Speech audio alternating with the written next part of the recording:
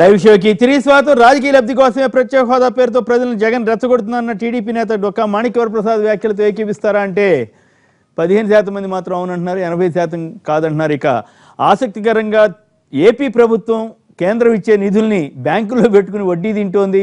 Polavaram project లెక్కలే చెప్పట్లేదని, లెక్కలు రిపోర్ట్లు పంపించి ఉంటే డబ్బులు వచ్చిండేయని ఇక్కడ కేంద్ర మాజీ మంత్రి పురంధరేశ్వరి గారు అక్కడ ఢిల్లీలో అమిత్ షా గారిని కలిసిన తర్వాత సోమవీర్రాజు గారు వ్యాఖ్యానించడం, అక్కడ అమిత్ షా గారు కానీ కేంద్రంలో ఉన్న బీజేపీ నాయకులు చంద్రబాబు వ్యతిరేకులైన వారిని అట్లాగే అనుకూలమైన వారిని ఇద్దరిని ప్రోత్సహిస్తున్నారని నిన్న మొన్న పేపర్లో కథనం వచ్చింది. దానికి తగ్గట్టుగానే వ్యవహారం జరుగుతోందా? పోలవరం మీద కానీ ఇతరత్ర కానీ మీద చెంగల్రాయుడు గారు మాట్లాడారు. ఇదండి పోలవరం విషయంలో జాతీయ ప్రాజెక్టుగా నిర్ణయించడం కాకముందు ఒక్క నిమిషం మీరు అనుమతిస్తే ఈరోజు నన్నపనేని రాజకుమార్ గారి పుట్టినరోజు, వారికి జన్మదిన శుభాకాంక్షలు చెబుదాం. వారు లైన్లో ఉన్నారు.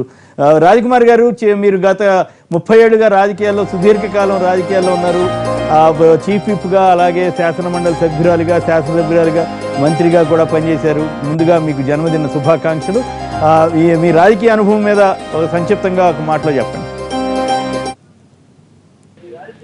Mini returns of the day. అక్క రాజ్కుమార్ గారికి జన్మదిన శుభాకాంక్షలు అండి. అందరికీ ధన్యవాదాలు. ప్రతి సంవత్సరం ఎన్టీవీలో నాకు శుభాకాంక్షలు చెప్తున్నందుకు మరీ ధన్యవాదాలండి.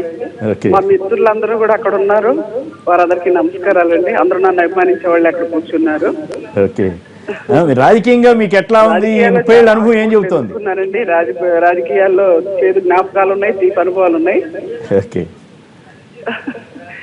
మీ అనుభవం ఏం చెబుతోంది? ఫైనల్ గా అనుకున్నవన్నీ జరగవండి, అంతేనా? సో జరిగిన దాంతో సంతృప్తి చెందాలంటారు. జరిగిన దాంతో సంతృప్తి పడాలా? అంటే గెలిచినప్పుడు పొంగిపోవడం, ఓడినప్పుడు కుంగిపోయే మనస్తత్వం కాదండి నాది. అన్నింటినీ ధైర్యంగా ఎదుర్కొనే శక్తి నాకు భగవంతుడు ఇచ్చారు. మీలాంటి వాళ్ళందరూ అనేక ఛానల్స్, పత్రికలు, తర్వాత చాలా మంది అభిమానులు, అన్ని పార్టీల వాళ్ళు నన్ను అభిమానిస్తారు. ముఖ్యంగా అక్కడ కూర్చున్న వాళ్ళను వారు శుభాకాంక్షలు రాజకుమార్ గారు. రైట్, ధన్యవాదాలు రాజకుమార్ గారు. మాకు మంచి అవకాశాన్ని ఇస్తున్నారు. రైట్, ధన్యవాదాలండి. మీకు మరొకసారి జన్మదిన శుభాకాంక్షలు. చెంగల్రాయుడు గారు. పోలవరం వచ్చేసి కుడి కాలువకు 5,600 కోట్లు గత కాంగ్రెస్ గవర్నమెంట్ ఖర్చు పెట్టి కాలువ తీసింది. ఇంకా 31 కిలోమీటర్ తీయాల్సి ఉండేది. ఆ ఇష్యూలోకి వెళ్తే టైం అడిగేది నిజంగానే కేంద్రం ఇచ్చే డబ్బుల్ని రాష్ట్రం ఖర్చు పెట్టట్లేదు. దానికి గాను మేము దీని మీద ఖర్చు పెట్టేదంతా తెచ్చిన డబ్బునంతా పోలవరం మీదనే ఖర్చు పెడతామని చెప్పేదానికి ఆ మిగిలినటువంటి 31 కిలోమీటర్కు ఏది 100 అడుగులు 100 మీటర్లతో ఉండాల్సి దాన్ని 5 మీటర్ల వరకు సర్దేసి ల్యాండ్ అక్విజేషన్కు 750 ఎకరాలకు ల్యాండ్ అక్విజేషన్ ఖర్చు పెట్టడం జరిగింది. కానీ పోలవరం మీద అకౌంట్లో ఇవన్నీ చూపటం జరుగుతున్నది. పోలవరం మెయిన్ దాని మీద ఖర్చు పెట్టిన ప్రయత్నాలు ఎక్కడ జరగలేదు. మీరు ఖర్చు పెట్టండి, ఖర్చు పెట్టిన దాన్ని మాకు ఎంబుక్ పంపించండి, మేము మీకు డబ్బులు రిలీజ్ చేస్తామని చెప్పేసి కేంద్రం షరతు పెట్టింది. వీళ్ళు అలాంటి పనులు ఏమి జరగటం లేదు. ఆ 4 కిలోమీటర్ల దూరం పైప్ లైన్ తీసుకొచ్చేదానికే ఈ ఖర్చు అంతా పెట్టుకొచ్చారు. 1,350 కోట్ల రూపాయలు దాని మీద అయిపోయింది. తర్వాత రాయలసీమ, ఉత్తరాంధ్ర ప్రాంతాల్లో ఉన్నటువంటి ప్రాంతాలకు 350 కోట్ల రూపాయలు రిలీజ్ చేసిన మటుకు వాస్తవం. అది ఇంతవరకు కూడా హందీ నియమం మీద కానీ లేకపోతే గాలేరు నగర్ మీద ఇచ్చినటువంటి ఖర్చులు పోను, రైట్, అదర్ యాక్టివిటీస్ మీద ఖర్చు పెట్టాల్సింది పోనిచ్చి డబ్బులు ఖర్చు పెట్టలేదు. పెట్టలేదు. హందీ నివా ఇదే పందాలు జరిగితే ఇంకా 10 ఏళ్ళు జరుగుతుంది. 80% పని 80% అయి ఉండదు. 100% నిజం. పోలవరం జాతీయ ప్రాజెక్టు చేసిన తర్వాత బీజేపీ గవర్నమెంట్ దీనికి ఎక్కువ నిధులు ఇచ్చేటువంటి ఉంది కాబట్టి, అంటే ఇప్పుడు ఈ పట్టిసీమ పెట్టి దాని పోలవరాన్ని పక్కన పెడుతున్నారు అనేది మా పార్టీ అభిప్రాయం.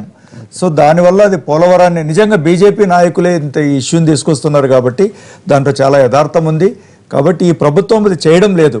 మా బాధ కూడా అదే అన్నమాట. పోలవరం దివంగత నేత రాజశేఖర రెడ్డి గారు అంత ప్రెస్టీజ్గా ప్రాజెక్టు చేసినారు. గోదావరి నీళ్ళని కృష్ణాకు తీసుకొచ్చేటువంటి ఒక గొప్ప ప్రాజెక్టు. ఆ ప్రాజెక్టు మీద కృష్ణరాజు గారు ఏంటి సోమవీర్రాజు గారు లేను, అమిత్ షా గారు దగ్గర నుంచి వచ్చిన తర్వాత అంటే ఆయన చెప్పే చేసి ఉంటాడా సోమవీర్రాజు గారు? వీర్రాజు గారు సీనియర్ నాయకులు, వారు ఎమ్మెల్సీ. ఇప్పుడు అంటే ఇక్కడ ఒక ప్రాబ్లం ఉంటుంది. కోమటినేని శ్రీనివాస్ గారు, వెంకయ్య నాయుడు గారు అంతా చంద్రబాబు గారిని అన్నింటిలోనూ మెచ్చుకుంటున్నారు కదా, వీళ్ళేమో విమర్శిస్తున్నారు. పురంధరేశ్వరి గారు, సోమవీర్రాజు గారు, వీళ్ళు ఎట్లా దీన్ని అమిత్ షా గారు ఇద్దరిని ఎంకరేజ్ చేస్తున్నారా ఎట్లా? అంటే ఆ మాత్రం స్వతంత్రం పార్టీలో అయితే ఉంటది కదా, ప్రభుత్వంలో ఉన్న వాళ్ళకి ఉండకపోతే ఎట్లా ఉంటుందండి? ఒకళ్ళు విమర్శించడం, ఒకళ్ళు అది వ్యక్తిగతమైన విషయం. అంటే ఎవరిది వ్యక్తిగతం? వెంకయ్య నాయుడు గారి వ్యక్తిగతమా, పురంధరేశ్వర గారి వ్యక్తిగతమా, సోమవీర్రాజు గారి వ్యక్తిగతమా? నిన్న సోమవీర్రాజు గారు పార్టీని రిప్రజెంట్ చేస్తూ మాట్లాడడమే జరిగింది. ఎందుకంటే ఇప్పుడు ప్రభుత్వంలో మనం ఉన్నప్పటికీ కూడా ఇప్పుడు మేము మాతో ప్రభుత్వంలో ఉన్నారు వాళ్ళు, మా ప్రభుత్వం ఎప్పుడు అనరే. కాబట్టి మా ప్రభుత్వం అన్నారు, మమ్మల్ని కూడా క్రిటిసైజ్ చేస్తారు టీడీపీ వాళ్ళు. ఎప్పుడు చేస్తారు? ఎందుకు స్పెషల్ స్టేటస్ మీద మమ్మల్ని ఎన్ని మాటలు అన్నారు? రెక్కలు కొట్టారు అనలేదా? ఈ విషయం ఏంటంటే ముఖ్యమంత్రి అన్నారు, తర్వాత సర్దుకున్నారు. భారతీయ జనతా పార్టీని ఖతం చంద్రబాబు గారు ఏమంటే కేంద్ర ప్రభుత్వంతో ఘర్షణ పడకూడదు, అభివృద్ధి కావాలంటే మంచిగా ఉండాలి. కేంద్రం నుంచి విత్డ్రా చేసుకోవడానికి కూడా ఒప్పుకోవట్లేదు కదా. నేను వారిని ఆక్షేపించడం అట్లా అనడంలో నేను ఏమంటున్నా, పార్టీ వేరు, ప్రభుత్వం వేరు. అయితే నా పాయింట్ ఏంటంటే, నిజంగానే కేంద్రం ఇచ్చే డబ్బుల్ని స్టేట్ గవర్నమెంట్ ఏపీ ప్రభుత్వం వాడుకోకుండా బ్యాంకులో వడ్డీ తింటోందన్న ఆరోపణ కరెక్టేనా? పోలవరం లెక్కలు ఇవ్వనమాట నిజమేనా? ఇవ్వకపోతే అది దేశ ప్రజలకు సంబంధించిన ఇష్యూ, ఆ రాష్ట్ర ప్రజలందరికి సంబంధించిన ఇష్యూ, చాలా కీలకమైన పాయింట్. అంటే అలా ప్రభుత్వం ఎట్లా నడుపుతోంది? చంద్రబాబు గారు దానికి సమానం చెప్పాలి కదా. ఇప్పుడు పెద్దలు వీర్రాజు గారు ఒక స్టేట్మెంట్ ఇచ్చారంటే బేసిస్ లేకుండా అయితే ఇవ్వరు. కాబట్టి వారినే మీరు అడిగితే వారు కంప్లీట్ బేసిస్ ఇవ్వగలుగుతారు అని నేను. Right, okay. అమిత్ షా గారి దగ్గరికి వెళ్ళి వచ్చి చెప్పేసరికి డౌట్ వస్తుంది. కూడా అడగాల్సిన అవసరం ఉన్నది వారికి. అటు టీడీపీకి కానివ్వండి, ఇటు బీజేపీకి కానివ్వండి, పార్టీ పరంగా కొన్ని వ్యాఖ్యలు చేయడంలో తప్పేం లేదు. తప్పని కాదు, కానీ చాలా కీలకమైన పాయింట్ కదా. దాన్ని వారిని మీరు విరాజ్ గారిని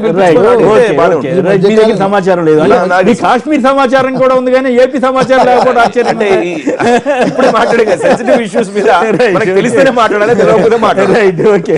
ఈ మధ్యకాలంలో ఇక్కడ జరుగుతున్న ఆంధ్రప్రదేశ్ జరుగుతున్న పరిణామాల్లో మొన్న వెళ్ళినప్పుడు కూడా గట్టిగా చంద్రబాబు గారు అడిగినట్టున్నారు, మాకు స్పెషల్ స్టేటస్లో మీరు అదే ఏదో చెప్పండి అని చెప్పింది. 1-2 రోజులు చెప్తామని ఇన్సెంటివ్స్ అని అనౌన్స్ చేశారు ఈ మధ్యకాలంలో. ఏ ప్రభుత్వం అయినా ఇప్పుడు 1 year అయింది, 1 year 2 months 3 months అయినప్పుడు కదా అక్కడ రాజధాని సర్దుకోవడానికి దీనికి సరిపోయిన తరుణంలో వచ్చిన డబ్బంతా ఒక్కసారి ఖర్చు పెడతారు అనుకోవడం పొరపాటు అండి.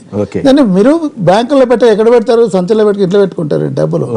సో దాన్ని మనం తప్పుగా అన్వయించడం అనుకుంటాను, అది మంచిది కాదు. అది కాకపోతే ఏంటంటే బీజేపీ కూడా స్టార్ట్ చేయాలని బ్యాంకులో పెడతారు, సంచులో పెట్టుకుంటారండి. That money should be released to each గ్రామ panchayat, each mandal, each district. Polavaram డబ్బుల గురించి మాట్లాడుతున్నారు కాబట్టి చెప్తున్నాను నేను. ఖర్చు పెట్టలేదండి, మీరు ఖర్చు పెట్టకపోవడం మంచిదని మీరు సలహా ఇస్తుంటే ఇంకా ఆశ్చర్యపోయింది. నేను ఖర్చు పెట్టలేదు, ఆయన అందరి పోలవరం డబ్బులు లెక్కలు ఇవ్వలేదు అంటున్నారు, దానికి సమర్థిస్తున్నారా? పోలవరం లెక్కలు ఫేజ్డ్ మేనర్ లో డబ్బులు రిలీజ్ చేస్తా ఉంటారు, ఖర్చు అవుతా ఉంటాయని నేను చెప్పబోతే మీరు మధ్యలో మాట్లాడితే మీరు అది చెప్పారు కదా, మీరు అన్వయించుకుంటే నాకే అభ్యంతరం లేదు, మీ ఇష్టం, మీరు ఏం ఏంటి. దాని డబ్బులు అవసరాన్ని బట్టి ఖర్చు రిలీజ్ చేస్తారు. చేయకపోతే ఏమవుతుంది?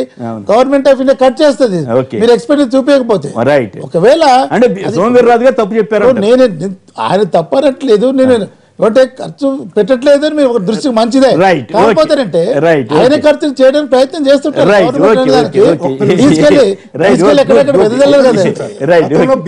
ఏదైనా కానీ ఇక్కడ తెలంగాణ కానీ వేరే రాష్ట్రం ఏదైనా ఎంపీగా ఉన్నప్పుడే గతంలో బీఆర్జీఎఫ్ ఫండ్స్ కానీ పిఎంజీఎస్ ఫండ్స్ కానీ ఇచ్చి రిలీజ్ చేసినట్టు 30 days లోపల కన్సర్న్ డిపార్ట్మెంట్స్ వెళ్ళకపోతే 12% ఇంట్రెస్ట్ వేసి కట్టమని చెప్పేసి యూపీఏ గవర్నమెంట్ సర్కులర్.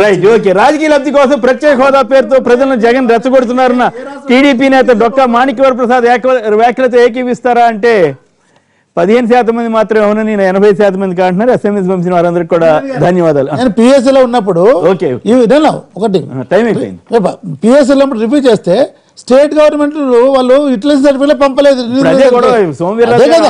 కాకపోతే ఇప్పుడున్న పరిస్థితుల్లో మద్దతు కాదండి. కృష్ణసాగర్ గారు అలాగే చెంగల్ అక్కడైనా పరిస్థితులు ఈ విధంగా ఉంటాయని చెప్తున్నాను. జగన్నాథ్ గారు, గోవింద్ రెడ్డి గారు పలువురు మాట్లాడారు. అందరికి కూడా ధన్యవాదాలు. ఇది నేటి వార్తా విశ్లేషణ కార్యక్రమం. నమస్కారం.